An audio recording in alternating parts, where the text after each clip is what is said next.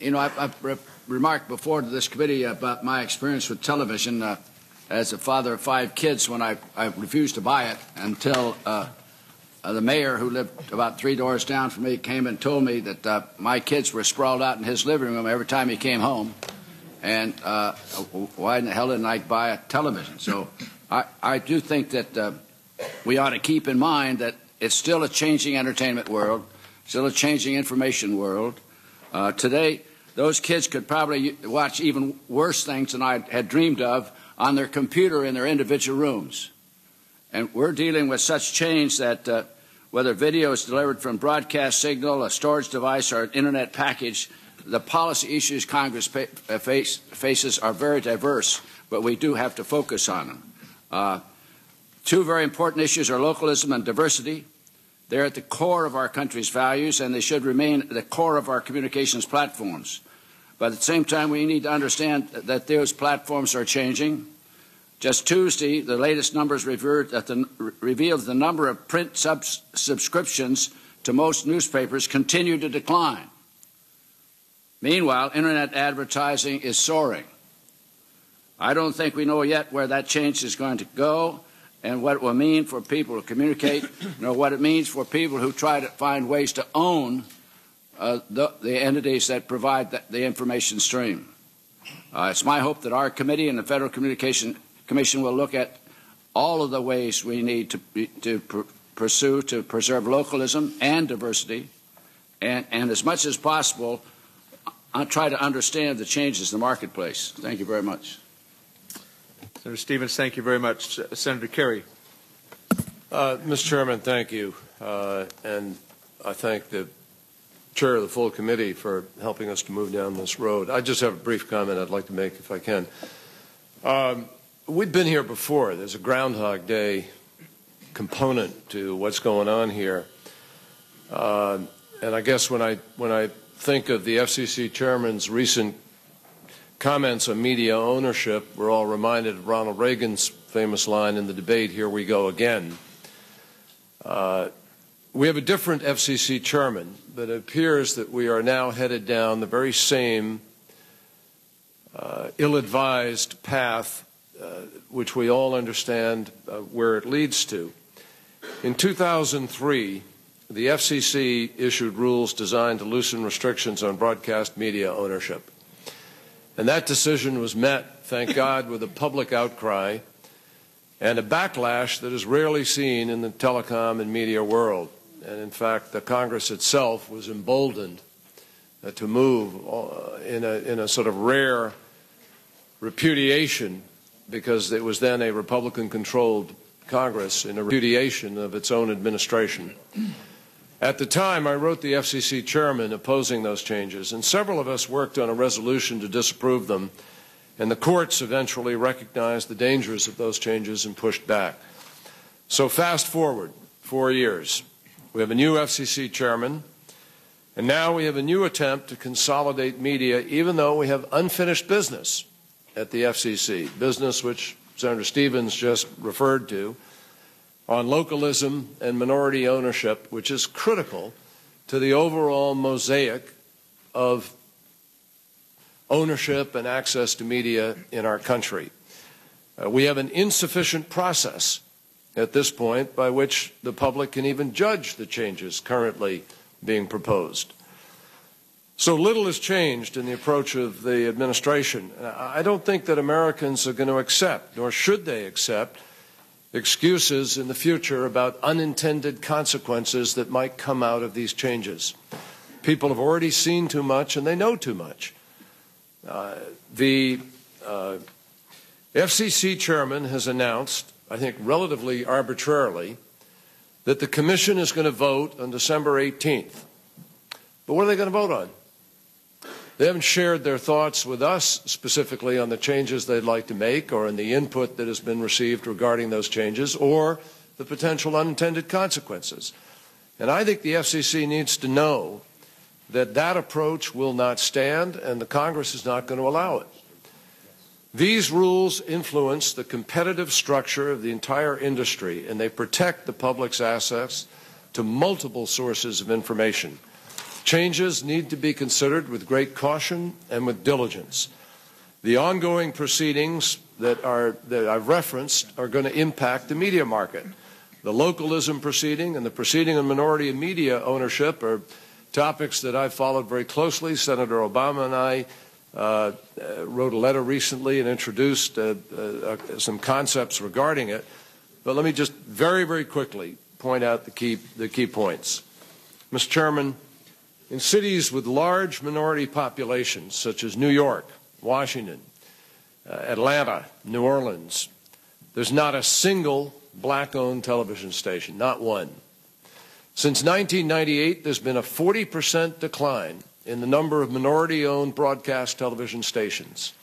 So who in their right mind can look at this and say that this is an acceptable direction to move in? Proceedings dealing with those very issues have to conclude, and we have to provide concrete and enforceable recommendations before broader rules are contemplated. The FCC's first responsibility is to ensure diversity, competition, and localism. It has no responsibility to facilitate the business plans of a major network or any other narrow economic interest. It has a public interest to respect and to enforce. And there's no doubt that the rules with respect to diversity and localism are going to have a very significant impact on that. So we've seen the consequences before, Mr. Chairman, and I think it's critical that as the television industry continues to consolidate, as a handful of national networks acquire local stations across the country, that we guarantee that local and independent voices are not lost. It's critical to the kind of country that we are, and it's critical to the access to and flow of information. Senator Kerry, thank you very much. Senator Smith. Thank you, Mr. Chairman. Listening to my colleagues, I share many of their goals and certainly recognize that localism and diversity and competition are all valuable, and we ought to look for things that we can do to facilitate that. And yet we do it against the backdrop not just of competition, but superheated competition, where so many of these traditional outlets, whether they're television, newspapers, or whatever, they're going under. They're going under. They're not profitable. And a lot of these things are cross-pollinating, if you will, because they have to meet bottom line. And so I think that is really the challenge we have. But I share the goal. But we can't demand the market perform in a certain way when the economics aren't there. Senator Lott. Well, thank you, Mr. Chairman, for having this hearing and for requesting this hearing. And I have been pleased to join with you now in co-sponsored legislation that's being introduced today on this important subject. This is an area that I've been involved in almost all my life and that I care very much about, and I'm very concerned about what is at risk with the localism and diversity and cross-ownership. I've expressed that. I joined you a few years ago when we introduced that resolution of disapproval, and I'm prepared to do it again if the FCC moves precipitously without carefully complying with the full consideration of these areas of concern, and without some action that has been thoughtful and carefully developed, and I don't think they're there yet. So, but I think we did need. We're talking to the FCC. We're hearing from the FCC. I think it's important we hear from a different point of view, and so I look forward to hearing the testimony of these witnesses. Thank you very much, Senator Cantwell. Thank you, Mr. Chairman, and thank you for holding this important hearing. And I too share a lot of the beliefs that my colleagues have expressed, and to my colleague from Oregon, who I respect very much, I guess I would say about this issue and the consolidation that's happening in the market is a lot of consolidation is happening, big players taking over smaller players. And the one thing that I think our committee can do best in the next era of the digital age and media consolidation is to make sure that we look at the Constitution and we look at our constituents and we think about how we are protecting our constituents' rights and access to a diverse array of opinion. And I think that will be challenged since most of the times our hearing rooms are filled with those who represent the business interests on both sides of these equations. But I think our constituents do deserve to have diversity and that diversity protected. I'd like to thank the panel for being here today, especially Mr. Frank Blethen, who is the owner of the Seattle Times. It is one of the few remaining major dailies in the United States that's independently owned and owned by a local family. And the newspaper has been publishing in Seattle in one form or another for over 100 years. So they have been unique in continuing to speak out on this issue. I believe that ownership of the broadcast and print media touches some of the most important American values: freedom of speech, open and diverse viewpoints, vibrant economic competition, and local diversity. And attention to that diversity and localism has served America well in expanding economic opportunity and energizing the civil discourse that's so important. Diversity and localism promote competition and choices, even for advertisers. They create opportunities for small businesses, for minorities, for women. They improve innovation and find an outlet for a variety of voices. And I'm troubled that I heard press reports that Chairman Martin intends to wrap up this current examination of the FCC's media ownership rule by December 18th. I ask him, what is the hurry? The last media ownership public hearing is scheduled for tomorrow in Seattle, and there was only 4 days of notice provided, so I certainly support my colleague for calling into question this practice of giving the public very little notice on this issue. Is the public going to get ample time to comment on any proposed rule before the Commission votes? There is a sense that the die has already been cast in favor of increased media competition and that the new rules will eliminate the prohibition on broadcast newspaper cross-ownership and further relax the local radio ownership cap. This is the wrong direction. Diversity in media energizes our democracy. The viewpoint and program diversity is very important: outlet diversity, source diversity, and as I said, women and minority ownership diversity makes us a stronger nation. And the importance of localism, that is producing some of this program within the communities so that the programming can be heard by the community's choices, is critically important. And while increased media consolidation might be good for Wall Street, it is certainly bad for Main Street. So I hope that this hearing today we can pay attention to these issues. And I'd just like, Mr. Chairman, to point out one more statistic. That is, because I think statistics sometimes are things we can all agree on and help us see a path. The cost of radio advertising has nearly doubled since the 1996 Telecom Act has passed. The Consumer Price Index has increased by 29% during the same period. So in other words, while the Consumer Price Index increased by approximately 3% over the past decade, the annual growth rate of radio prices has increased approximately 10%. So just imagine how it will increase if we continue to see further consolidation. Again, thank you, Mr. Chairman, for holding this important hearing. Senator Snowe, and then we will go to the witnesses. I believe we have a vote starting about 11:45. So, Senator. Thank you. Yeah, thank you, Mr. Chairman. I'll move very quickly. I appreciate the fact that we're having this hearing to highlight and underscore the whole likelihood of the FCC moving forward to once again to address the question of media consolidation and to pursue an ill-advised loosening of those restrictions regarding the consolidation of corporate ownership of media. And I think that that is truly disturbing.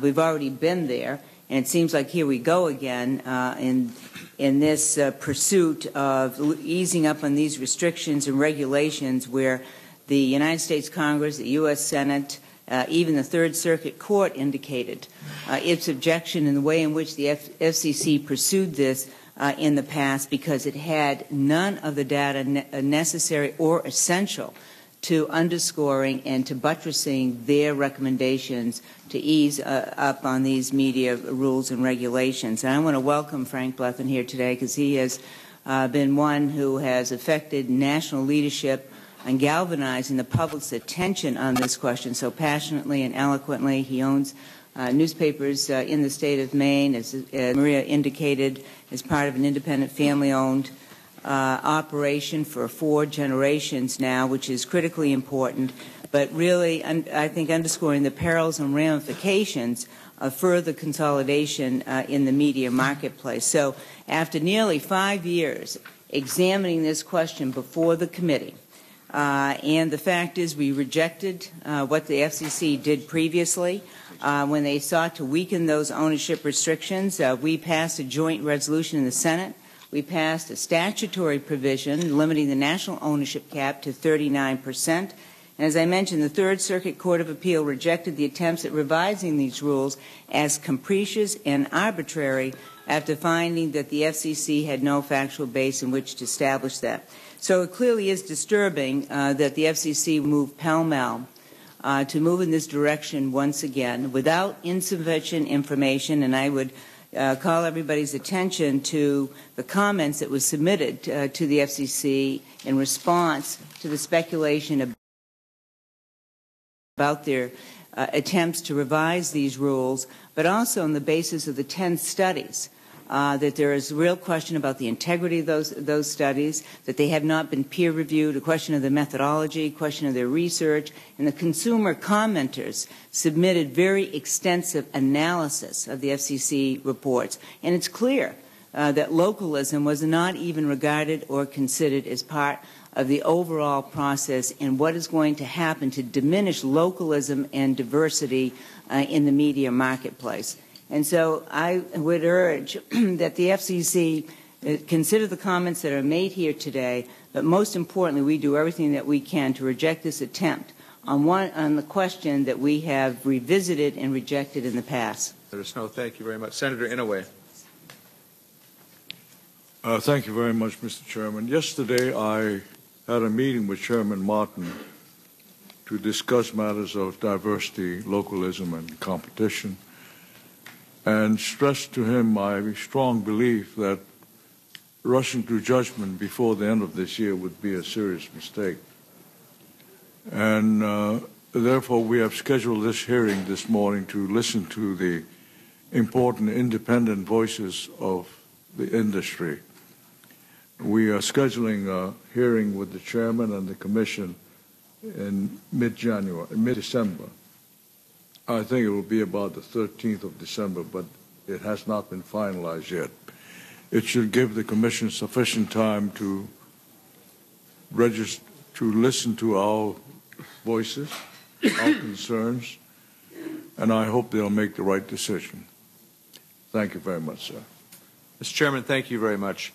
We have a very distinguished panel today, and we have 5 witnesses. We will begin with Mr. Alex Nogales, the President and CEO of the National Hispanic Media Coalition. The prepared testimony from all of the witnesses will be included as prepared in the entire record of the committee, and we would ask that the witnesses summarize. Mr. Nogales, you may proceed. Good morning, Mr. Chairman and members of the committee, and thank you very much for the opportunity to testify. Thank you. Good morning, Mr. Chairman, members of the committee, and thank you very much for the opportunity to testify. My name is Alex Nogales, and I am the President of the National Hispanic Media Coalition. The National Hispanic Media Coalition is a 21-year-old nonprofit civil rights and advocacy organization created to improve the image of American Latinos as portrayed by the media and to advocate for media and telecommunications policies that benefit the Latino community as well as other communities of color. I'm here today to deliver a message of profound importance to our community. It is simply this: the state of minority ownership in the American broadcast industry is in crisis. Our country is diversifying, but our media are not. More than a third of Americans are people of color, over a third, yet they own less than 3% of commercial television stations and less than 3% of radio stations, and these numbers are in decline. This is a dangerous and disgraceful situation. Ownership determines the content in our media system, and if the media structure rests on inequality, it will breed inequality in representation, culture, and politics. We cannot build a just society if the mass media remains in the hands of the few at the expense of the many. That is why the Congress instructed the Federal Communications Commission to promote minority ownership in 1996 in the Telecommunications Act. But the FCC has neglected its responsibility. First, the FCC has never produced an accurate count of how many broadcast licenses are owned by people of color. It is hard to believe this could be the case, but it is. Second, the FCC has long supported policies that permit further media consolidation despite clear evidence that it shouts out minority broadcasters. Third, the FCC has ignored instruction from Congress and the courts to advance the cause of minority ownership. In short, minority ownership is in crisis because the FCC does not seem to care about minority ownership and has done nothing meaningful to address the problem. As we speak, the FCC is preparing to allow more consolidation at the expense, once again, of minority owners. But let me assure you that while the FCC neglected this issue, communities of color have not and will not remain silent, not ever again. But let me assure you that while the more than 20 national civil rights organizations, including not only the National Hispanic Media Coalition, but also the National Council of La Raza, LULAC, Rainbow Push, and the Urban League, as well as numerous congressional leaders, have all called on Chairman Martin to support the creation of an independent task force that will address the issue of minority ownership before the Commission considers issuing new rules on media ownership. Chairman Martin has rejected these appeals as he races towards a vote on new rules by year's end. His indifference is so brazen because he knows such a study will demonstrate that media consolidations reduce minority ownership. And the Commission cannot support a policy of media consolidation and minority ownership at the same time because they are in direct opposition. The severity of the problem cannot be brushed aside. Latinos comprise 15% of the U.S. population, but own just 15 of the more than 1,300 full-power commercial television stations. That is 1%. Radio is not much better. We own just over 300 of more than 10,000 radio stations, just under 3% again. Here's another disturbing example. A recent survey of media usage conducted by the FCC asked about media usage for minority groups except for Latinos. This kind of oversight is symbolic of the agency's attitude towards the Latino community. This FCC must not move forward with new ownership rules until it creates an independent minority ownership task force that is empowered to perform an accurate census on minority and female owners, as well as an analysis of the impact of these policy decisions on minority ownership. Concentrated media ownership leads to media content that is harmful to communities of color. We have seen a rapid rise in hate speech on talk radio programs attacking the Latino community as a result of the debate over undocumented workers. You've all heard it. You know what I'm talking about. The megaphone offered to the odious brand of hate speech comes complement of radio conglomerates that own hundreds of stations across the country. They are not accountable to their local communities and care little for the political and cultural impact of their programming. Just look how fast these large companies put Don Imus back on the air just months after making racist remarks about African-American women. Insults like the Don Imus racial slurs are also happening every day across and against the Latino community. But there is nothing but silence from the Federal Communications Commission. There is even one fellow, John Stokes, out of Montana, that is advocating for those that do not speak English to have an arm cut off. And that is very directly going against the Latino community. Hate speech is a symptom of the larger disease of inequality in the ownership of broadcast stations.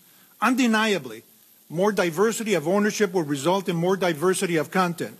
Let us not forget it is a policy of this country to bring the diversity of broadcast owners into alignment with the diversity of the population. For too long, the FCC has made the situation worse instead of better.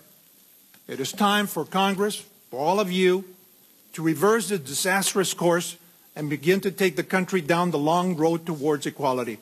I thank you very much for your attention, and I look forward to your questions. Mr. Nogales, thank you very much for being here and for your testimony. Next, we'll hear from Mr. Frank A. Blethen, who is publisher and CEO of the Seattle Times. Mr. Blethen, you may proceed. Thank you, Senator Dorgan. There is freedom in a variety of voices. There is, I believe, a fundamental reason why the American press is strong enough to remain free. That reason is that the American newspaper, large and small, and without exception, belongs to a town, a city, at the most, a region. The secret of a free press is that it should consist of many newspapers, decentralized in their ownership and management, and dependent for their support upon the communities where they are written, where they are edited, and where they are read. There is safety in numbers, and in diversity, and in being spread out, and in having deep roots in many places, in one place. Only in variety is there freedom. These are the words of noted journalist Walter Lippmann, spoken half a century ago. I'm Frank Blethen, the publisher of the Seattle Times. My family has lived in Seattle for 111 years. My family epitomizes the local connection Lippmann so accurately cites as the foundation of our freedoms. We are accountable only to our local community and to our heritage with its paramount stewardship duty of independent journalism and community service. Tragically, the essential localism and ownership diversity Lippmann praises has been abandoned by Congress and by the FCC. Throughout America, in print and in broadcast, concentrated absentee ownership abounds. With it has come a disinvestment in journalism, causing serious erosion in America's public policy literacy and civic engagement. The public knows something is wrong. When given the opportunity, they vehemently oppose media control. They plead for more localism and multiple voices, which are the very oxygen of their community and a healthy democracy. As we witness the inevitable failure of the publicly traded and absentee ownership model, which has come to dominate newspapers and broadcast, America is at a crossroads. This committee has the opportunity to lead Congress down an enlightened path. You have it in your power to be the public servants Jefferson and Hamilton envisioned when they championed a free press as the essential fourth leg on the democratic stool. You are told conglomerate owners need more consolidation because the business model is broken. Nothing is further from the truth. After decades of milking newspapers and TV stations for some of the highest pre-tax profit margins imaginable, often as high as 30% for newspapers and 50% for broadcast, it has become impossible for these financially driven owners to sustain these false margins. We are simply going back to the future when I started in the industry 40 years ago, when newspapers were nice, locally owned, single-digit margin businesses generating good cash flow to operate the business and invest in journalism and community. And there is no reason to believe that local newspapers and local broadcasters can't continue to sustain successful businesses and fulfill their public mandate going forward. Even today, amid the false claims you hear that the economic model is broken, the publicly traded newspaper sector is reporting 16 to 18% profit margins. You have the opportunity to save our free and local press, to rejuvenate America's civic engagement, and to lay the foundation to preserve our democracy longer than any the world has seen. To do so, you must keep all current FCC ownership restrictions and public service mandates in place, including the all-important local cross-ownership ban. You must insist that the egregiously unenforced mandates of minority ownership, female ownership, and public service time be vigorously enforced. You must craft new FCC mandates to ensure Internet freedom. You need to institute a ban on cross-ownership of national and print and national broadcast outlets as a companion to the local cross-ownership ban. You must boldly put forth limits on newspaper ownership and create incentive and rewards for owners who invest in journalism. I implore you to look to the future and create public policy which allows our nation's free and local press to again thrive and thus ensure our democracy. This is a historical moment. The American citizen needs your leadership. Thank you. Mr. Blethen, thank you very much for your testimony. Next, we will hear from Mr. Tim Winter, who is president of the Parents Television Council. Mr. Winter, you may proceed. Good day, Chairman Dorgan, Chairman Inouye, Mr. Vice Chairman, and Senators. Thank you for inviting me to be here with you this morning. It is a personal honor for me to be here once again before this committee, on whose staff I had the pleasure to serve under your good friend and former colleague, Warren Magnuson. My name is Tim Winter, and I'm president of the Parents Television Council with more than 1.2 million members across the United States. The PTC is a nonpartisan, nonprofit, grassroots organization dedicated to protecting children and families from graphic sex, violence, and profanity in entertainment. At first blush, there would seem to be very little connection between the PTC's mission and the media ownership issues which bring us here together today. But there is compelling evidence that the consolidation of media outlets has led to a coarsening of television content, a destruction of the concept of community standards of decency, and unresponsive, irresponsible news media that routinely ignores news stories to protect its parent corporation, and a cable television industry that effectively functions as a cartel. Mr. Chairman, a few years ago, the PTC stood shoulder to shoulder with a remarkably diverse group of public policy advocates to decry the loosening of media ownership rules. The National Organization for Women and Concerned Women for America, the Salvation Army and Common Cause, Consumers Union, the National Rifle Association, MoveOn.org, and others. As PTC founder Brent Bozell noted at that time, when all of us are united on an issue, then one of two things has happened. Either the earth has spun off its axis and we've all lost our minds, or there is universal support for a concept. I believe the FCC's recent localism hearings across the country have once again demonstrated universal support for a concept. Big media companies have not conducted themselves in a manner which merits them owning even more media outlets.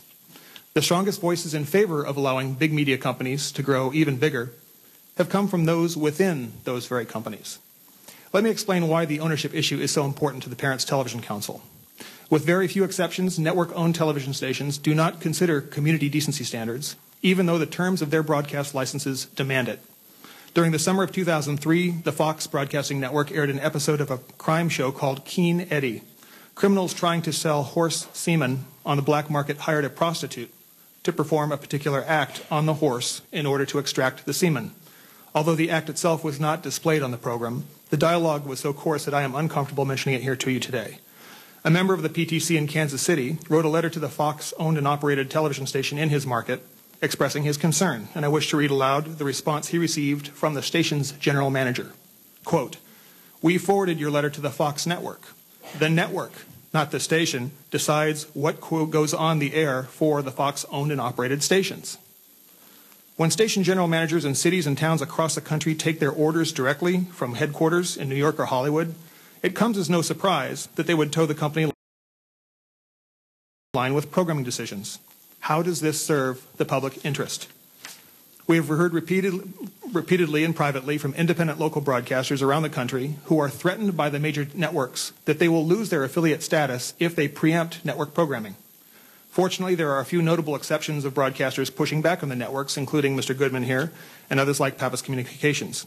But when local programming decisions are dictated or prohibited by corporations thousands of miles away, the public interest cannot be served. Media consolidation has led to a self-serving news media that seeks to protect interests of their own corporate parents. When the broadcast networks recently challenged the FCC's ability to enforce indecency standards, they convinced two federal judges in New York City that they have the right to air the F word at any time of day, even when they know millions of children are watching. Although dozens of concerned family groups, including the PTC, were shocked that a court could reach such a preposterous conclusion, there has been only limited public outcry over that decision. The reason for this is simple. In large measure, the American people don't know that it has happened. In the wake of that court decision, not a single national news broadcast organization saw fit to cover the story. And even with a host of 24-hour-a-day news channels on cable, there was near zero coverage of a decision that will impact every family in the country, as well as the policies determining appropriate use of the airwaves that they themselves own. Why no coverage? We believe that the corporate news divisions knew the public would be incensed by the arrogance of a media conglomerate arguing for the right to air profanity in front of their children early in the day over the airwaves that they own. It should be noted that the Second Circuit F-word lawsuit and the now pending Third Circuit lawsuit, which alleges that the Janet Jackson Super Bowl striptease was not indecent, were not brought by local broadcasters like Mr. Goodman here. Rather, these lawsuits were filed by the major television networks, those same corporations who now want an even greater control of America's media. If you think media consolidation has stifled the broadcast industry, please listen carefully to the following statistics on cable. At my office in Los Angeles, there are 48 cable networks bundled together on the expanded basic cable tier. Of those 48 cable networks, Viacom owns all or part of 8 of them. NBC owns all or part of 8 of them. Disney owns all or part of 8 of them. News Corp owns all or part of 6. Liberty Media owns all or part of 6. And the local cable operator, Time Warner, owns all or part of 7 of them. By using the retransmission consent rules, these conglomerates are able to use their TV station broadcast licenses in an extortion-like way to force unwanted cable networks onto our cable systems and onto our cable bills. There has been much attention paid recently to the acquisition of the Wall Street Journal by News Corporation. Imagine the outrage if Mr. Murdoch demanded that subscribers to the Journal now take and pay for the New York Post. But that is precisely what he is doing with his new Fox Business Network. News Corporation is able to force its new business network onto cable systems across the country, regardless of whether a single consumer wanted another business cable network. Such bundled programming arrangements may be great for Wall Street, but not for Main Street, and it does not serve the public interest. There has been a great deal of discussion about the lack of diversity in the American media landscape as it relates to the ownership of media properties, and rightfully so. Most Americans can name one network that caters to African Americans, BET. But can you name a second or a third? You can't, because they simply don't exist as an option on most basic cable systems. The Black Family Channel, the only black-owned and operated cable television network for African American families, is now only distributed via the Internet. Because it is independently owned and cannot apply the same bundling leverage that conglomerates can, Black Family Channel was effectively shut out from carriage. In an environment dominated by media giants, there has developed no market that would allow additional minority programming to be created and distributed. Mr. Chairman, how can media conglomerates be afforded the additional public trust to hold even more broadcast licenses when they behave in this manner? This committee, the Congress, and the FCC must work in concert to protect the interests of the public, the very owners of the airwaves. In the strongest terms, I urge the Congress to consider these issues carefully as it evaluates any appropriate action on the issues of localism, diversity, and media ownership. Thank you. Mr. Winter, thank you very much. Next, we will hear from Mr. Jim Goodman, President and CEO of Capital Broadcasting Company in Raleigh, North Carolina. Mr. Goodman, you may proceed. Chairman Inouye, Chairman Stevens, Senator Dorgan, and Senators, thank you very much. My name is Jim Goodman. I am President of Capital Broadcasting Company in Raleigh, North Carolina. We own radio and television stations in North Carolina. It's a family-owned company. I'm proud to say I'm the 3rd generation of my family to operate the company. The 4th is on the payroll. Sent me a memo this week that he wasn't paid enough. I got real mad until I remembered I sent the same kind of memo to my grandfather. So we'll get through it. Now, I am the self-appointed #1 fan of digital television in the U.S. of A. WRAL TV in Raleigh was the first television station in the United States to go digital high definition. I think it's the greatest thing that's ever happened to broadcasting. I think it means broadcasting is relevant now into the digital future, and it's just wonderful. You're going to think I'm nuts when I tell you I almost started crying Sunday in the New England-Indianapolis game because of that beautiful high definition. You see it in high definition? You realize how much better we are? And I mean, it's just digital television works. Now, I thought you were going to cry because New England was behind for a while. Okay. It was just terrific. I've never seen pictures like that. Okay. Now, I've got two. I want to tie digital television into ownership and localism. Okay. The first point I want to make is we're getting ready to go digital. We're going to turn off our analogs early '89, and we're going to be a digital broadcast universe. Now, there's some interest. We're not sure how that's going to come out, but remember, I own one TV station, one analog. When I go digital, I own 4 TV stations. I mean, the ownership is changing just because we're going to digital now. I can't tell you how that's going to work out. We're going to be high definition. We're going to do multicasting. What's all that going to happen to that? But going to digital is going to be a big change, and there are lots of unknowns. And by the way, we're digital radio now. You know, my digital FM station, I have a FM analog station. I have a digital FM station. Remember, that's 2 more stations. So I don't own 1 FM station. I own 3. Right? There are going to be lots of changes. How is all this going to come out? So my point is we're at the end of an era. Right? Things are going to really change. So why in the world would you change ownership now? I mean, we finished with that other time. And we're going into a new era, and we really all need to see what's going on before we look at ownership. Doesn't make sense to me to work on ownership now. Now, okay, if you don't buy that, let's talk about how we got into so much trouble in the last ownership proceeding. The way we got into so much trouble is we had a group off working on radio, and you know how many radio stations can you own, and they fought about it and worked on it. Then we had a group saying how many TV stations, different group, how many TV stations can you own, and they worked on that. And then we had a group saying, well, you know, y'all let TV stations own newspapers, and they worked on that, and they fought and they fought. They put all that together, right? And the first time anybody had ever seen it was when it was all together on a piece of paper. And what they said was, you can own 2 TV stations. In some markets, you can own 3. You could own 8 radio stations, same market now, 2 or 3 TV stations, 8 radio stations, and the local newspaper. I mean, that is such local dominance, nobody could believe. That's why everybody fell to pieces. Mr. Goodman. When you put it together. And the cable company in the same community. Right. Well, I was going to, you know, the cable company was not an FCC ruling, it was a court ruling. You know, we got to get justice to work on that.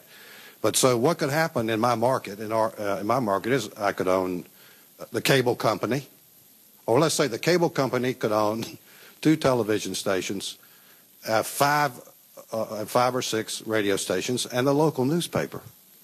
Now that's beyond, when you put all that together, it doesn't make any sense. So the notion that the chairman wants to just talk about newspapers, that also doesn't make any sense to me. If we're going to work on ownership, we've got to put it, you know, together. We've got to put all that stuff together and say, how does all this work? And I'm not talking, you know, cable channels, internet sites, magazines, you know, it goes on and on and on. But so now, okay, that's my first 2 reasons. We're doing a digital transition, and secondly, we're not doing it all at the same time. The third is, I haven't convinced you with the first 2. The third is, if you just want to talk about newspapers, and it kind of bothers me to say this being a broadcaster, the newspaper, the local newspaper, sets the local agenda. In the broadcasting business, we're the breaking news people. We're going to give you the spot news before anybody else. That local newspaper sets the local agenda. They are the power. They're the political power in the market. And I don't know why we also want to let them have television. That's just kind of I don't get that, because they're already the most powerful crowd in town in terms of the political agenda. So I'm just saying, even if you don't like the first 2 things I'm talking about, I would not. I don't see, so letting the newspaper have 2 TV stations and 5 radio stations in the cable company, that just doesn't make sense. So, okay. Now, so what we need to do, here's the plan. We're getting ready to go to digital. Now, before we go to digital, we need to do the minimum public interest standards proceeding that's before the commission. Y'all, everybody sort of fusses at us about not doing a good job. You got to remember there aren't any standards. There aren't any public interest standards for digital broadcast. I've been a digital broadcaster for 10 years, and there aren't any public interest standards. And we've been asking the commission, okay, guys, let's do public interest standards. Tell us what you want us to do. And we've also said, by the way, you know, we've got people who say broadcasters do a good job, broadcasters do a bad job. I'm on they do a better job. I'm on they do a good job. But in any event, nobody knows because there's no reporting. So we've got a proceeding at the commission on disclosure. So we do minimum public interest standards. We come up with the disclosure so we can really see how we're doing, some information that makes sense. We do the digital transition, and then we look at ownership. Right? This to me, considering ownership now is just out of order. I mean, it's just out of logical order to get us to the digital transition. Right? So that's my story, and I'm sticking to it. I'll be happy to answer any questions. Thank you. Mr. Goodman, thank you very much for your testimony. Yeah, thanks, ma'am. And finally, we will hear from Mr. John Levine, the Dean of the Medill School at Northwestern University. Thank you, Mr. Chairman. Levine, Good morning. you may proceed. Thank you very much. Good morning, members of the committee. I am the Dean of the Medill School at Northwestern, but this morning I speak really only for myself. I'm pleased to be here. I want to talk about one facet of all of this, which is the newspaper broadcast cross-ownership ban, that piece. I know it's popular to say that this, and it's almost the accepted wisdom, that the ban is in the public interest.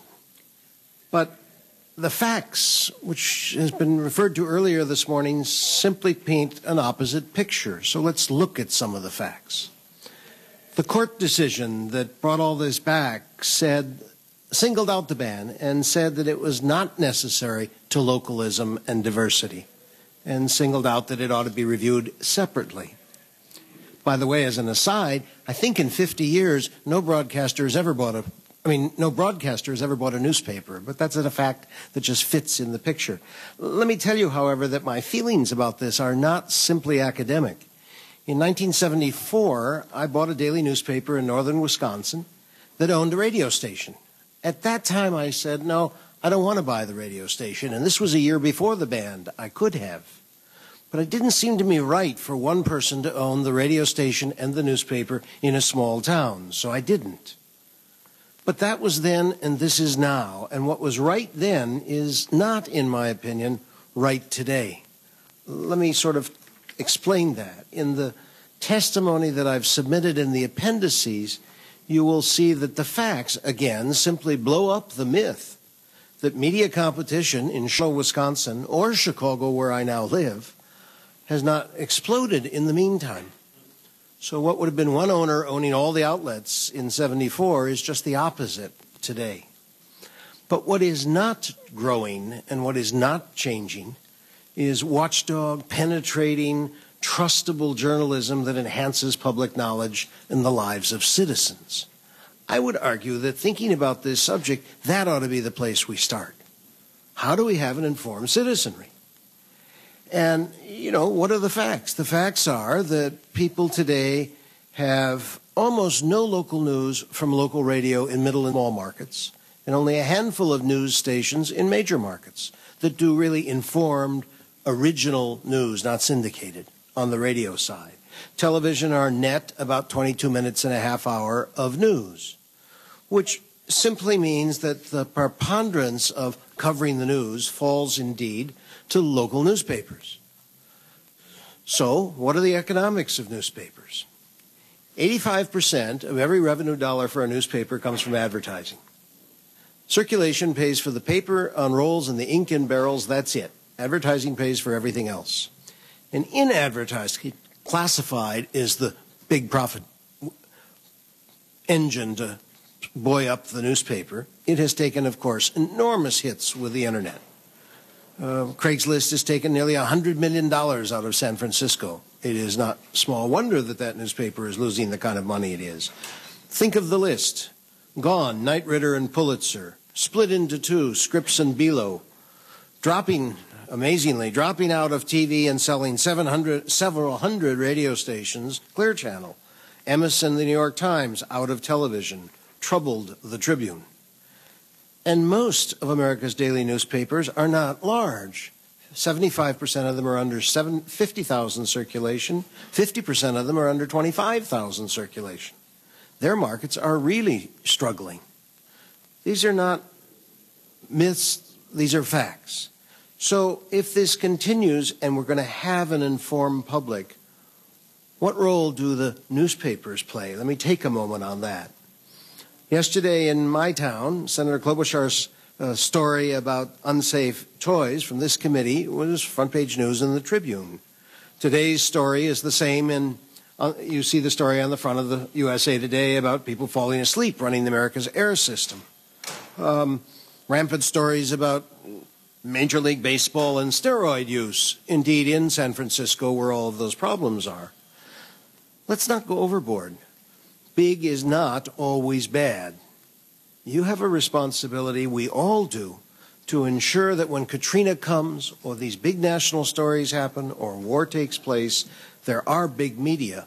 But if we care about the small, rising citizen media, and I sure do, they most desperately need the big media to cover the 24/7 and then let them go deeper in their communities or analyze what comes out.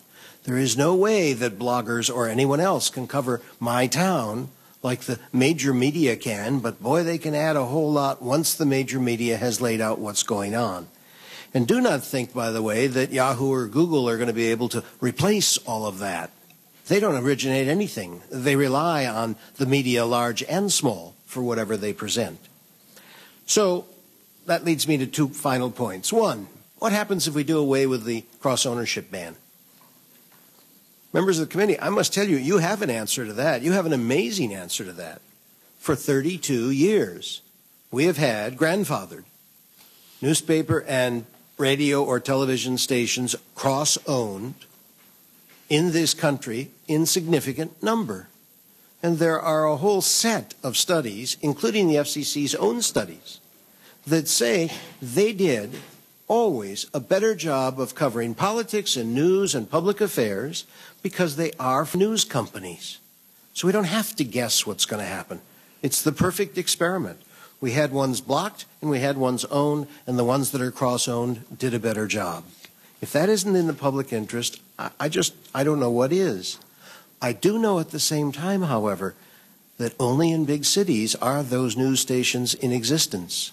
And I worry desperately that in Shawano, Wisconsin, where I didn't buy the station, today radio has one.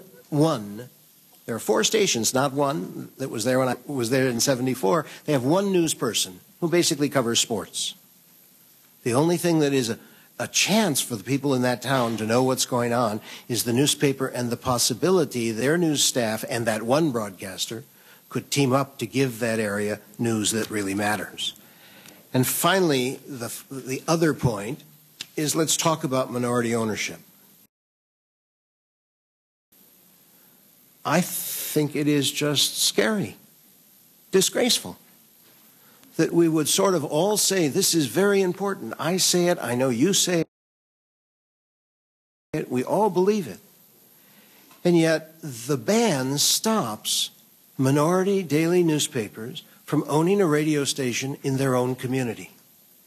It makes no earthly sense to me that the energy behind a black or Latino or Native American or Asian newspaper, the fulcrum of the community, cannot own a radio station to better serve that community's interests. It just makes no sense. We can't have that happen because those entities are also part of the same economics affecting the entire industry. So in closing, I urge you to recognize the myths and embrace the facts and allow the FCC to look at what they've been looking at for 10 years and finish it, the cross-ownership ban. It's been on the books for 3 decades. For all the reasons I've cited, it doesn't work. And we must, in the public interest, to have informed citizens, drop that ban so that we can get news in most of the towns in America where it now doesn't exist. Thank you. Mr. Chairman, may I ask for a point of personal privilege? Yes. Mr. Chairman, I want my friend from Washington, I want all of my colleagues to know that I support entirely the diversity requirements. That's why Senator McCain and I have reintroduced legislation to achieve that. But I come from a very rural part of Oregon. I tend to see the world through the eyes of my neighbors. And where I'm come from, radio stations go out of business all the time because they can't make it. Television stations out of Tri-Cities occasionally change hands. Recently, the Wallowa Chieftain was purchased by the newspaper in my town because it was in desperate financial shape. And so to the professor's point, that is the prism in which I made my comments. From the comments of people of rural Oregon, I'm sure rural Washington, I know and I'm told by the owners of the Oregonian, their circulation is shrinking dramatically because of the pressure from the internet and in the digital age. That there are big producers that are probably making a lot of money. That's why I support diversity and would like to make sure we craft this in a way that brings more Latinos, more African Americans, more Native Americans into ownership. But in rural places of our country, some of the things that might be considered don't help. They really, really hurt. And that's where I'm at, and that was the basis and the prism from which I made my comments. Thank you, sir. Thank you, Senator Smith.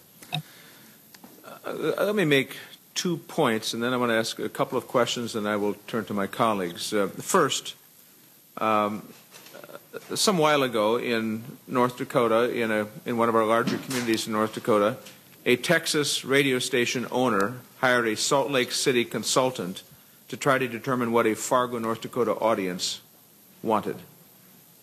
Strange, isn't it? Texas owner hires a Salt Lake City consultant to evaluate the needs and wants of a local audience, number one. Number two, yesterday in the newspaper in North Dakota, 2 Fargo radio stations, both owned by different companies in Texas, decided under a lease management arrangement to consolidate their evening newscasts.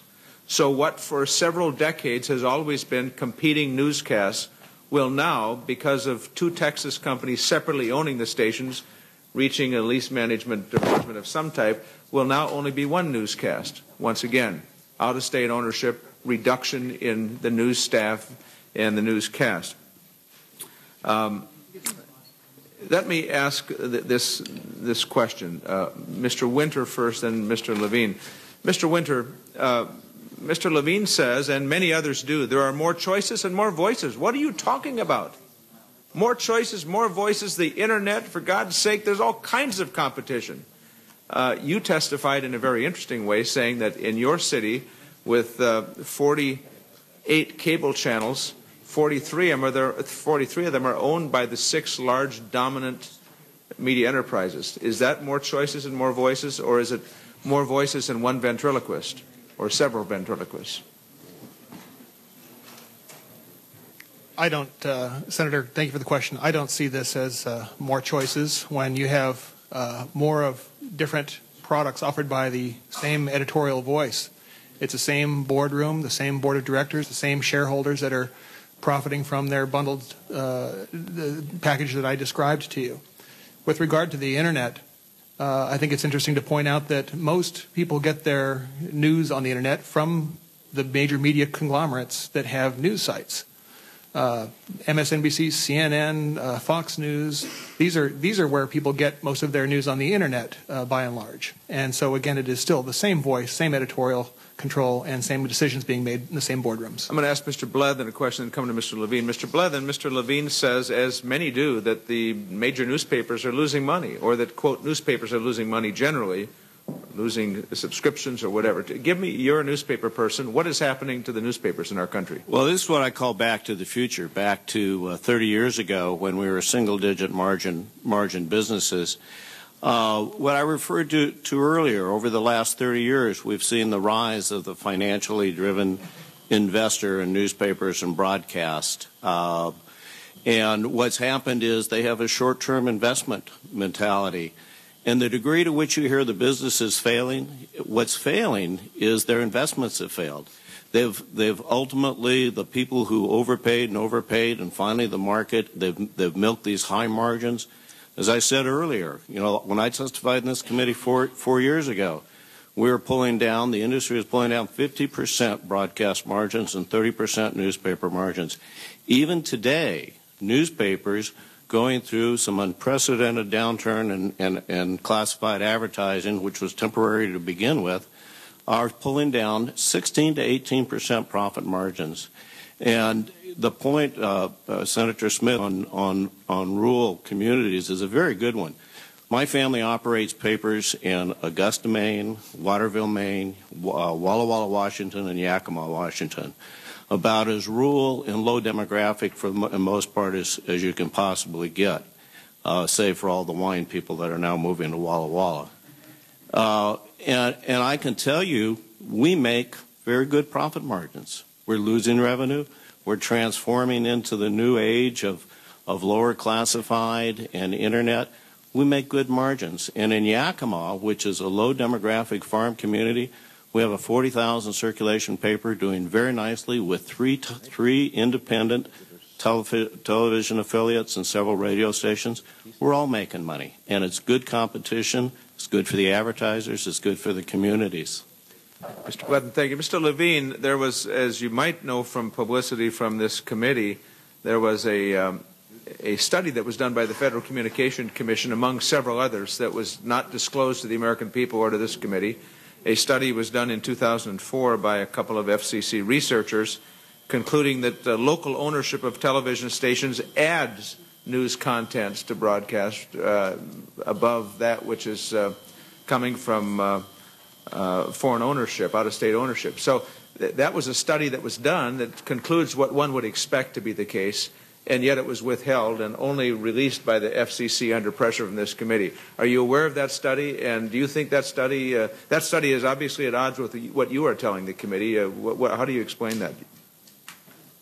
First of all, Senator, I'm not saying to the committee, I didn't address myself to the question of ownership. I addressed just the cross-ownership ban. They are really separate issues. Can I try to answer your question in two ways? Sure. I don't think anyone says that the industries involved are losing money. That's not true. Here are the facts as I know them. What is happening to newspapers is that their advertising, particularly in classified online, is plummeting. If you look at what can be charged by those companies as they move online to maintain the news staffs that they need to do the job I think we all agree they should do, it's a fraction of what they can charge now, and at no foreseeable time in the future is the money that they can charge anywhere near equal to what it takes to support the news and editorial staffs that we all believe need to be there. It's simply the steep downward trajectory. If you wish, I spent, because I guess I'm a professor and I do that, part of the last few days looking at two huge notebooks, which I would be happy to leave for the committee, that lay out a whole bunch of studies that surround this point. It isn't loss, but it is downward trajectory. I think the other point is, and I just want to be real clear about Would you respond to Mr. Bledden's point of downward trajectory from 40 or 50% net down to 15 or downward trajectory? A group of the publicly traded newspaper companies make 16 to 18%, rapidly falling downward.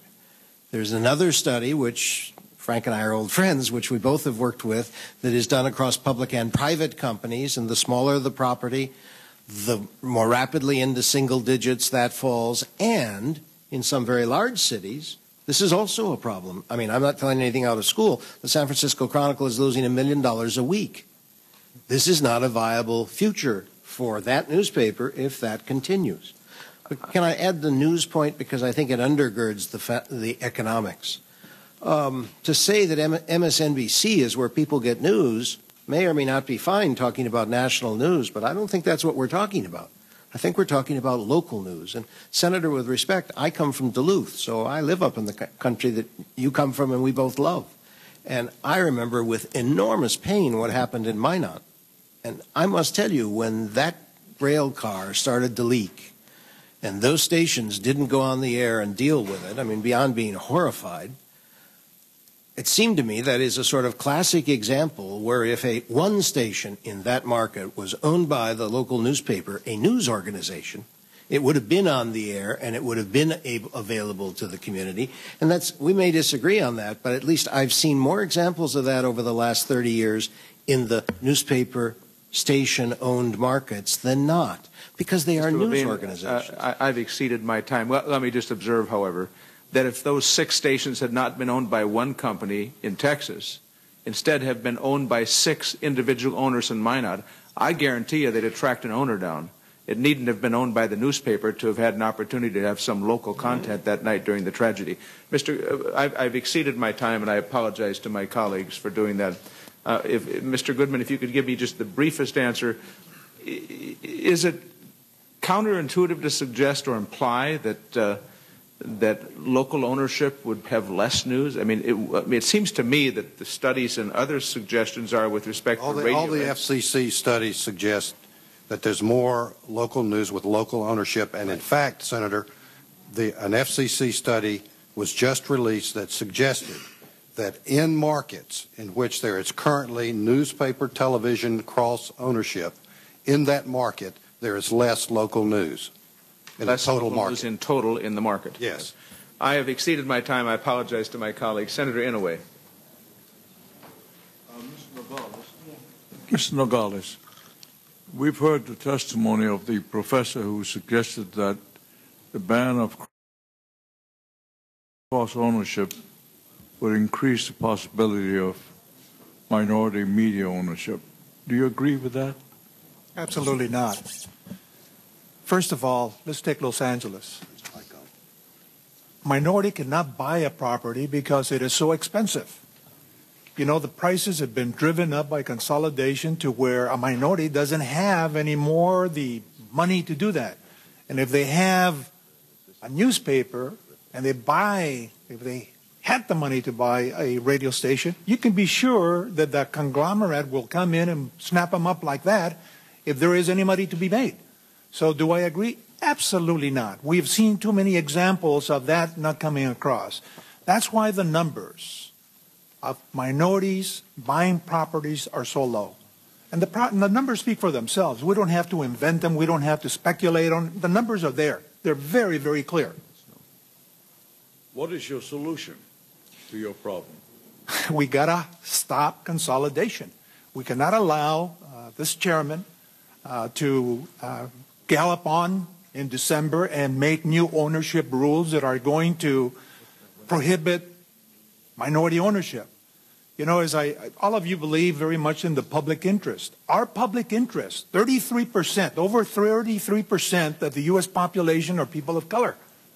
We're left out. We don't have a voice because we can't afford it. Because the companies that control media at this point are so large, and to allow them to get larger and larger makes no sense whatsoever. It becomes a club, a very small club, that excludes too many people from it. Thank you very much. Senator Cantwell. Thank you, Mr. Chairman. Mr. Blethen, we've heard from Mr. Levine this morning about some studies which I'm happy to look at, most of them commissioned by the FCC, about the cross-ownership ban. Why do you think it's so important that we maintain the current ban on cross-ownership? What do you think is likely to happen if the ban was lifted? Well, I think if the ban was lifted, what you're going to have is we've already seen a terrible reduction in voices across America and in all of our communities, irrespective of size. And we're going to see even fewer voices.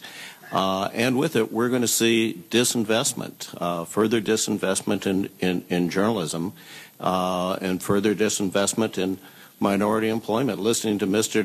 Nogales, I mean, one of the things, this is beyond the committee's purview, but if they took a look at the minority employment in newspapers in the era of consolidation in this decade, they will find that one of the most egregious failures of my industry and one of the most embarrassing is our failure in minority employment. So we can't even get it right on minority employment, let alone make stations affordable and available to them.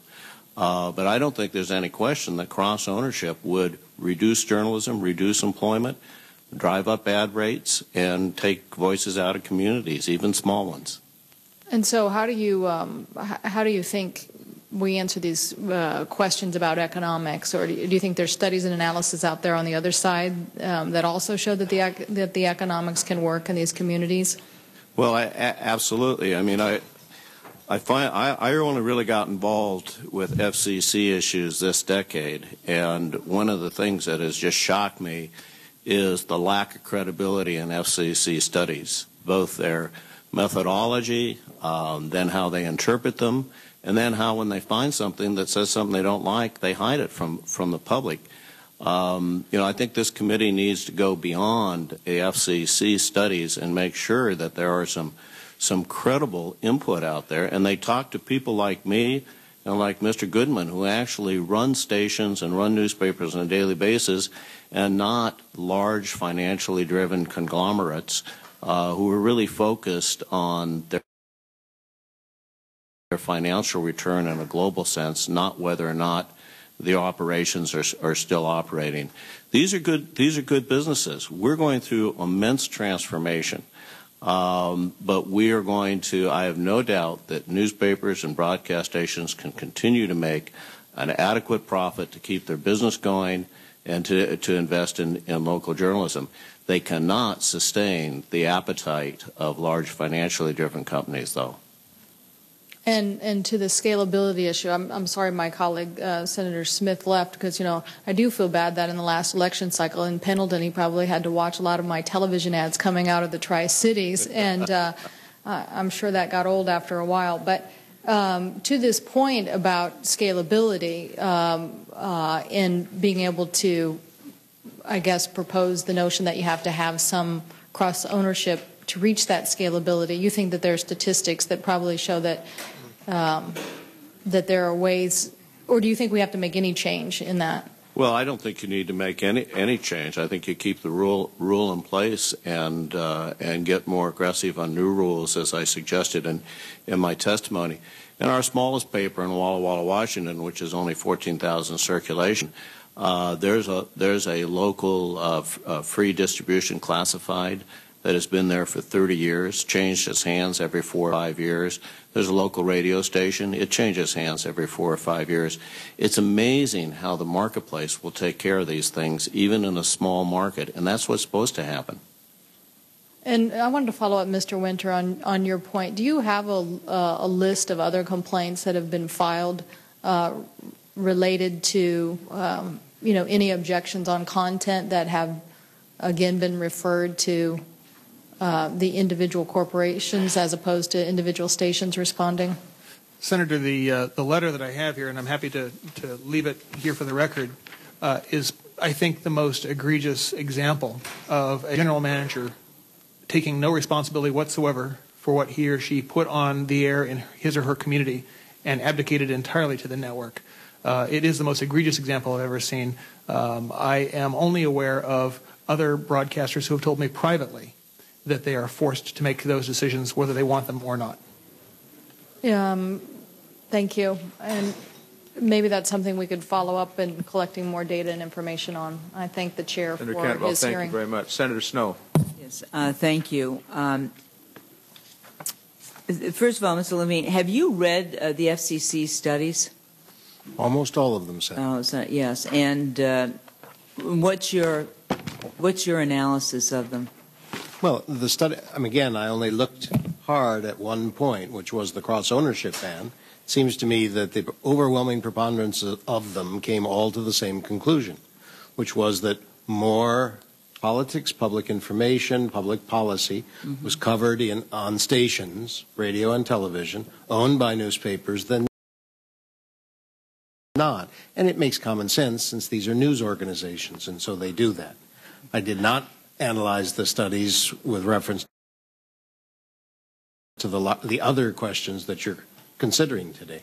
But I did look at... On the issue of localism, for example? Well, yes. I mean, localism is certainly local news is indeed what I'm addressing. But I didn't look at the broader issue of localism since there's many other mechanisms in the proposal that the Commission has raised, and that was not the point of my inquiry. Well, you know, and I'd like to have Mr. Blethen comment as well, but there are dual challenges here. One is, of course, that the FCC, you know, based on speculation in the media, that they're going to issue rules regarding easing ownership. And that could come as early as November 13th, only have a 30-day comment period, which is an impossibility. It's trying to mute the public's voice on this serious question, a question in which the Congress has been heard repeatedly and resoundingly repudiated the FCC's direction in the past. Secondly, there have already been questions about the integrity of the report by a collective group of consumers that submitted. And I don't know if you've had a chance to look at their submission, but they were pretty critical of the FCC's methodology, that it wasn't peer review, that it was incoherent, that they were really instead of pursuing a foreordained conclusion. That's deeply troubling. And they say that, in fact, if you use the FCC's own data, that it shows that lessening newspaper broadcasting cross-ownership rules results in a net loss of the amount of local news that, in fact, it's a loss of an independent voice as well as a decline in market-wide news production. Would you agree with that? I mean, they come to some very strong conclusions. Yeah. First and foremost, and we, and again, the analysis is disconcerting, and certainly it's something that we should be examining. They have not really separately considered the question of localism in conjunction with this whole cross-ownership. That should be, given where we are today. So I think it's in all combinations. And the court decision concluded the limits were not supported by the research and the data that had been put forward by the FCC in the past. That was the whole question, and it's a question that we're confronting now.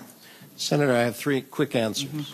One, the court did separate out the ban on cross-ownership from the rest of what you've described and said they didn't see that that held up. So the court on its own is saying diversity and localism, the ban on cross-ownership is not thwarting that. Two, we have 32 years and a whole lot of studies far removed from the FCC that have been done in the Academy and elsewhere, looking at all the markets that have been cross-owned and that were grandfathered in before the ban took place. That's why I'm comfortable saying we don't need more time on that. I understand what you're saying about the other larger issues, and I understand the complexity of that. I guess if I had to make an argument, I would make it that 32 years, the court saying it, and seeing that history, I feel very comfortable saying we can set aside the FCC studies and still reach the conclusion we're going to get more local news. That's what we need. Now, whether that applies to the other issues you're talking about, I'm not prepared to say. I'm happy to look at it, but I didn't come prepared to do that. And I do understand it's a more complicated question. Don't mix the two. This one has been sitting there for 10 years. We've had plenty of time to look at it. And for the small towns and just the kind of discussion we've had, I think we can deal with it and then move on to the larger question in a timetable that you find wise. Well, the court affirmed the FCC's decision with respect to eliminating the newspaper broadcast cross-ownership rule, but it also concluded the specific limits selected by the FCC were not supported by reasoned analysis. So, Mr. Blutham? Well, it's like this, to me, has never really been rocket science. You've got the free press, which is made up of broadcast and newspapers and increasingly the internet. And it is essential to our democracy, and it is essential to local communities. And we have a lot of large companies now and individuals who have been conglomerating and taking control of these markets both on a local basis and on a national basis. And as we get fewer and fewer owners of both our national media and our local media, it just doesn't make sense that that's good for advertisers, for citizens, or for democracy. We can kick studies around. Consumers Union, Committee Concerned Journalists. I mean, there are a number of organizations who have looked at the kind of massive disinvestment that has gone on when you get absentee and conglomerate owners. The first thing that happened was about a decade ago, as the rise of absentee newspaper owners took over, was a huge disinvestment in State House coverage, which was written about by Gene Roberts and Tom Kunkel at the University of Maryland Press. And today, what we have for State House coverage across America is a shadow of what it used to be. In Olympia, Washington, we used to have several radio stations, several TV stations, and several newspapers down there covering. And we have more than most now, and it's still a shadow of what it was. And then you look at the national level and the argument that big is better, and I've never really seen big be better, but there's been a massive disinvestment in foreign reporting. We are becoming illiterate on what's going on in our own state houses as well as what's going on in other countries. And this is by organizations where the news entities are still profitable, not as profitable as they were 15 years ago, but still profitable and should continue to be profitable, but don't make sense for financial investors or people who have some other motive in terms of controlling the information we receive. Thank you. Thank you, Mr. Chairman. I don't know which of you were here first. Senator Thune? Senator Thune, you may proceed.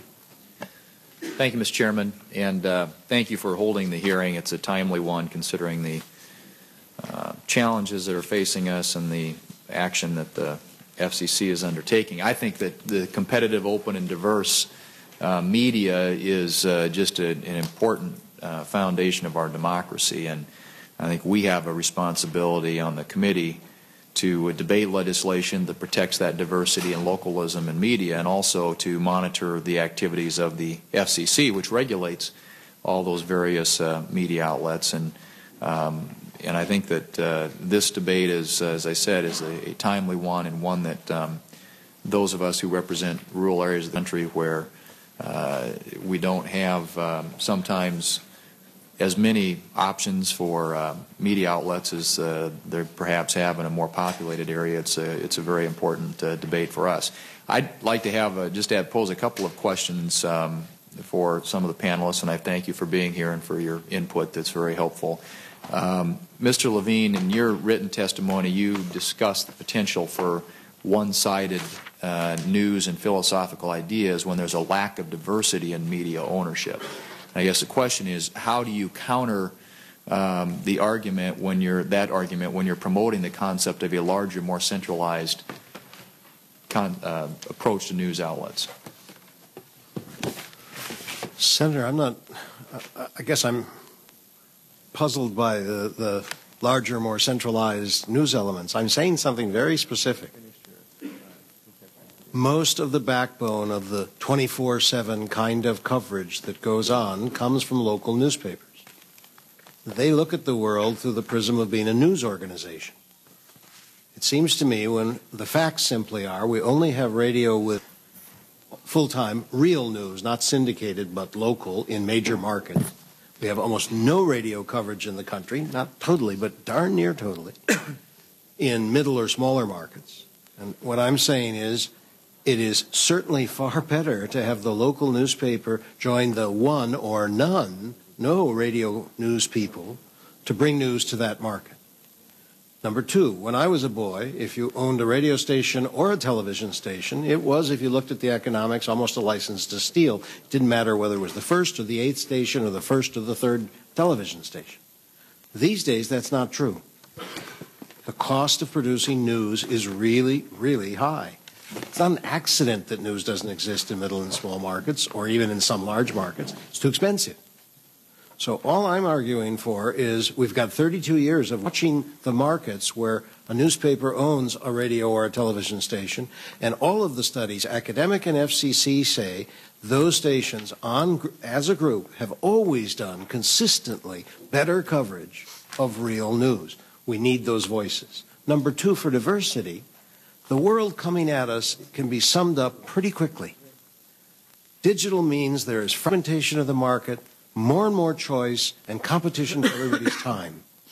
And all of us, especially the younger we get, my generation reads, but the younger you get, that goes away. All of us use a portfolio of media. It's not one, it's many.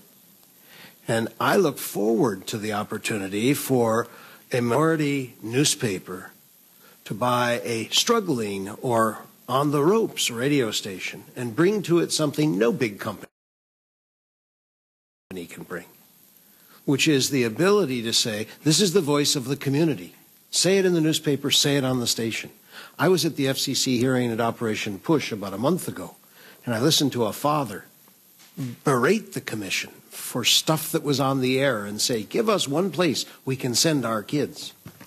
Boy, oh boy, I have no doubt if the Defender in Chicago, a legendary, wonderful black newspaper, owned a small radio station, quite quickly it would become the fulcrum of the community.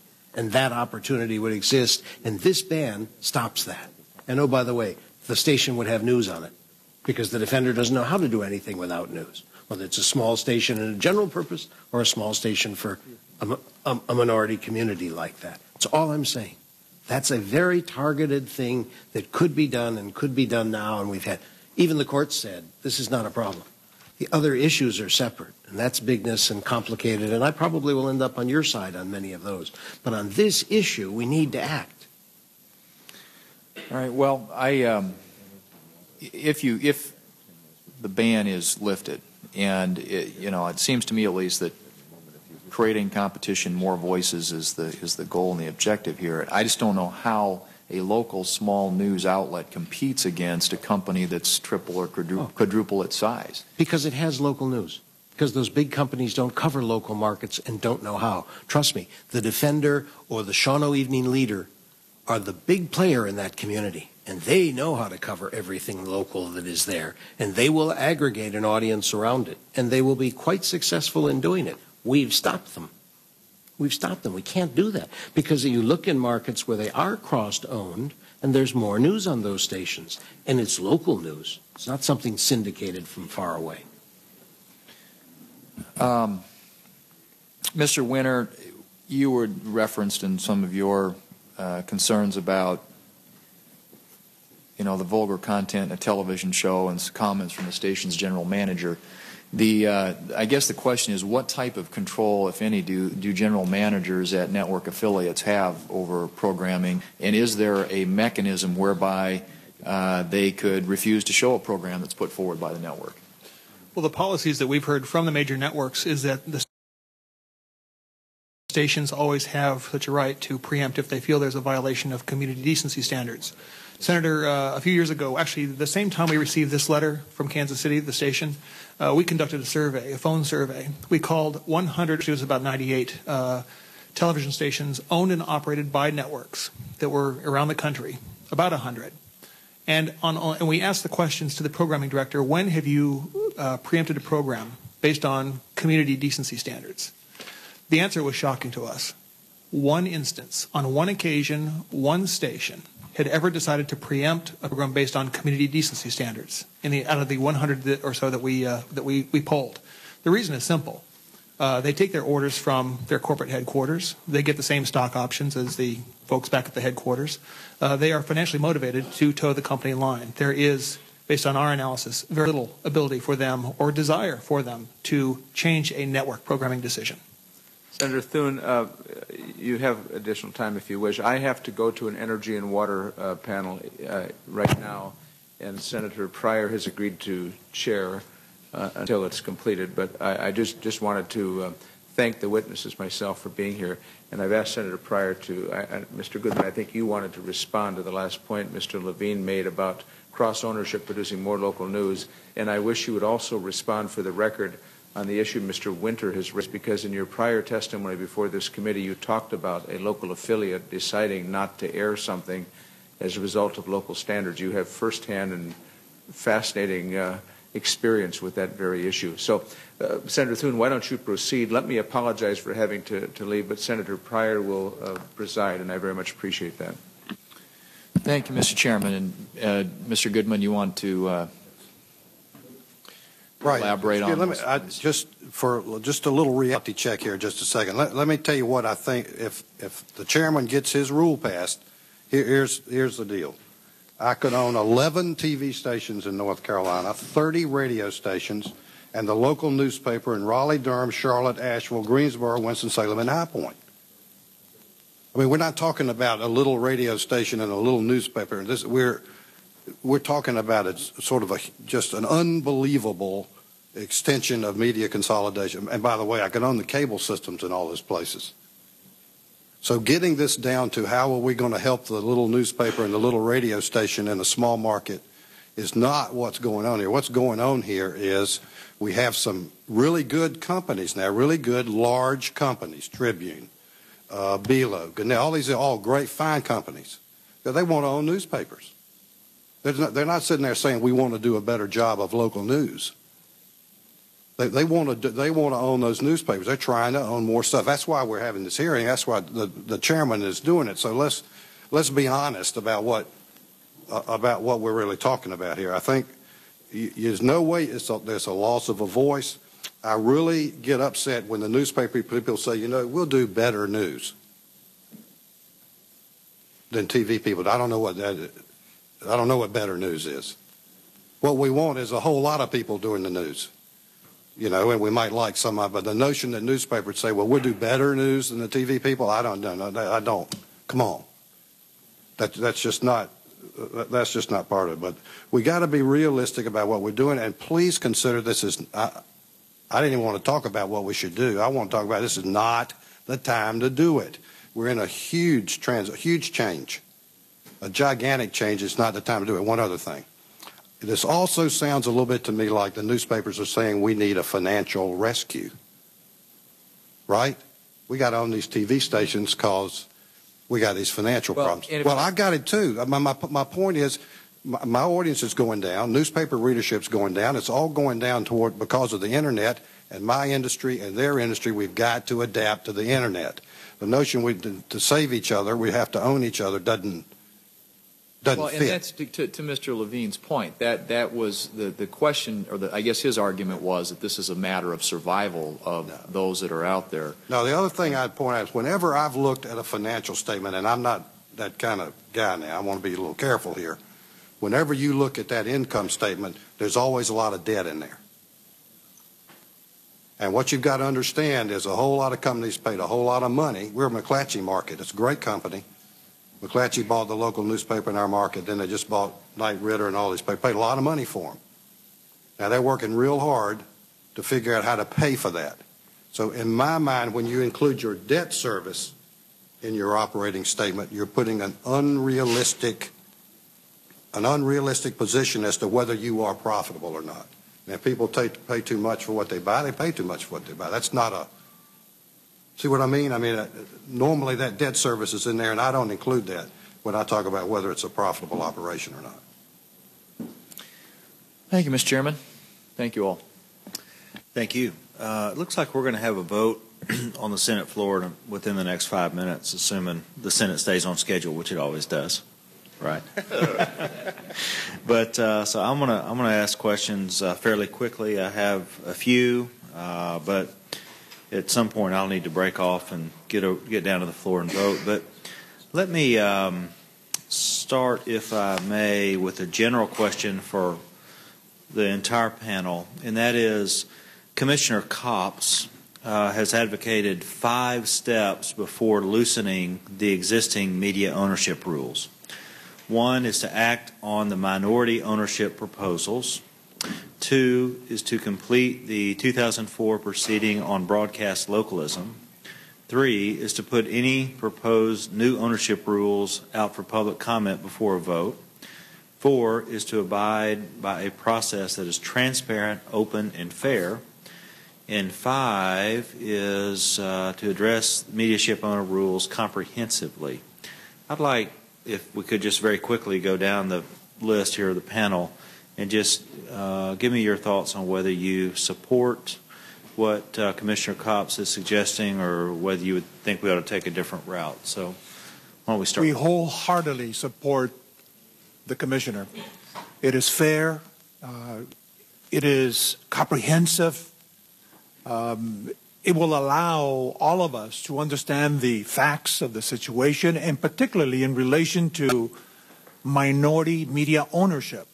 And again, we're locked out. And to rush to have a vote without a task force first making a study as to what ownership is like out there and coming out with comprehensive recommendations as to how to better those numbers, it's silly.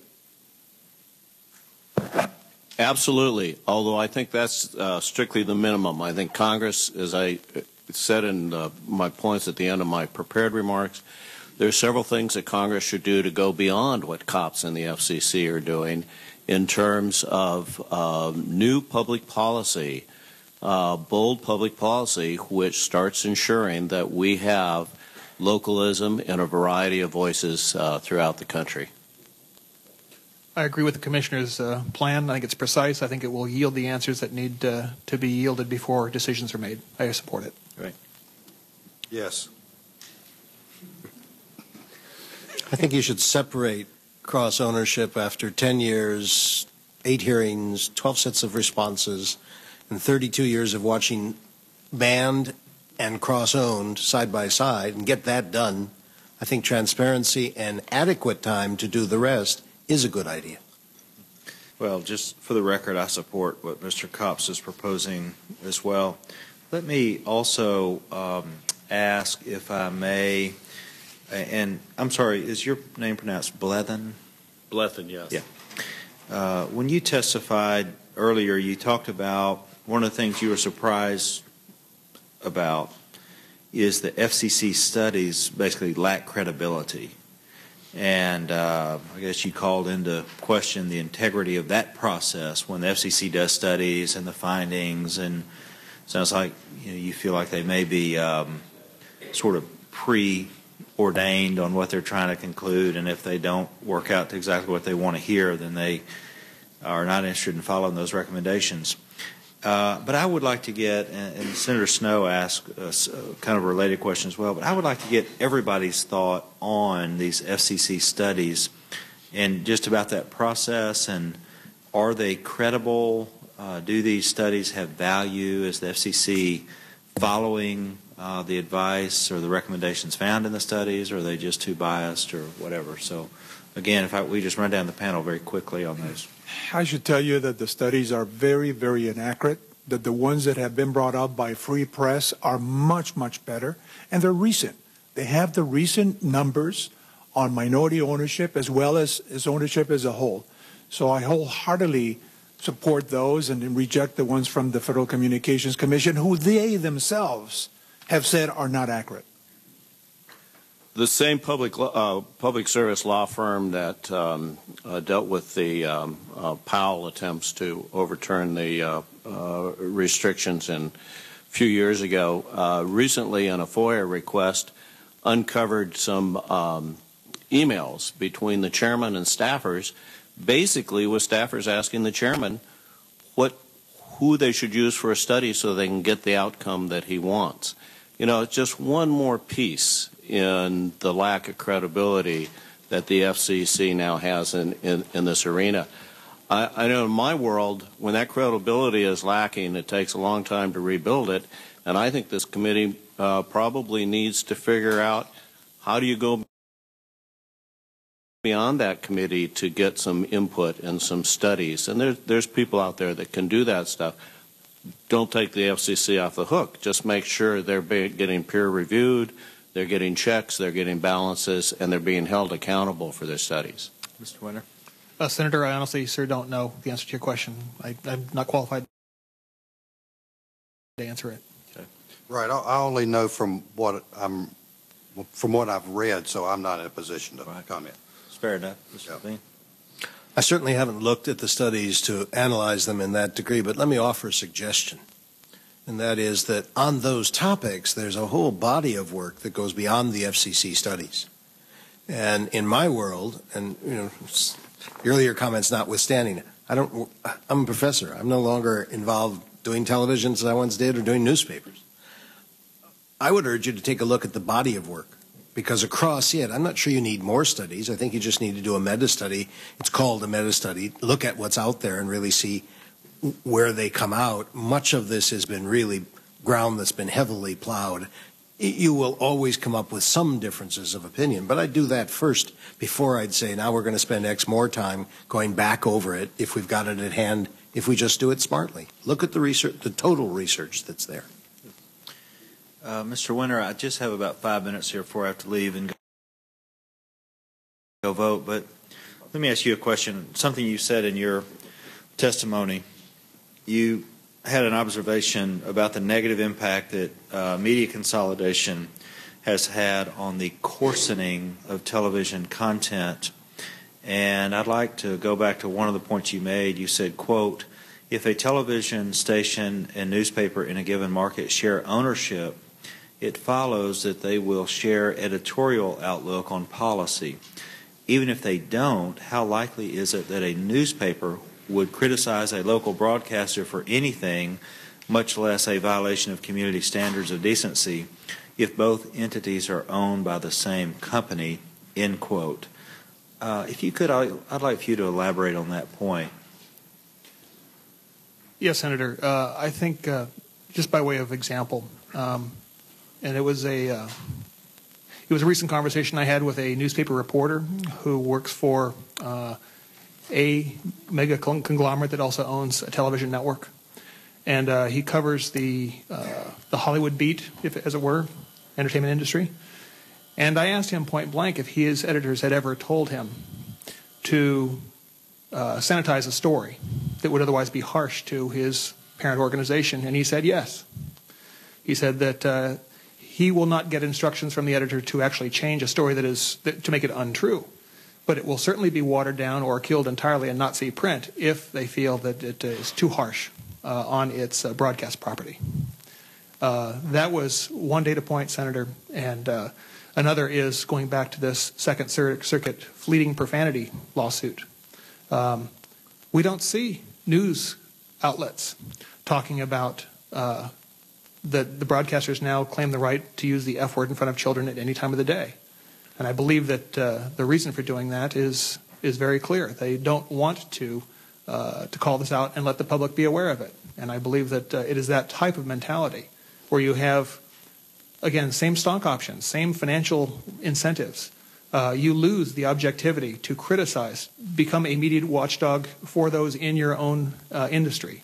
I think an independent media from the print side is vital to actually run an oversight of broadcast television. Well, this has been a great panel, and I appreciate y'all's time and your preparation and your commitment to be here today, and also for the audience, because there are a lot of people out there who are very interested in this. I appreciate everyone attending today. Let me just say that I want to add my voice to those urging Chairman Martin not to rush a vote on media ownership rules on December 18. I think this is really the sense of the Congress and certainly the sense of the Senate and this committee, and I would add my voice to those who say that he shouldn't do that. Let me pause just for a minute here and ask the committee, how long do we keep the record open for? 2 weeks? Yeah. We're going to keep the record open here for 2 weeks in order for senators to ask questions, or if during your testimony there are documents that you want to provide to the committee staff and have those made part of the record. But because of our voting schedule and committee schedule and just end of the year rush here, there were a few senators that couldn't come that had hoped to. So we'll leave that open for 2 weeks. If the staff contacts you with questions from senators, we'd love for you to respond to those as quickly as possible. And is there anything else I'm missing? Okay. And so with that, we'll adjourn the meeting. And again, thank you all for being here and participating. Thank you.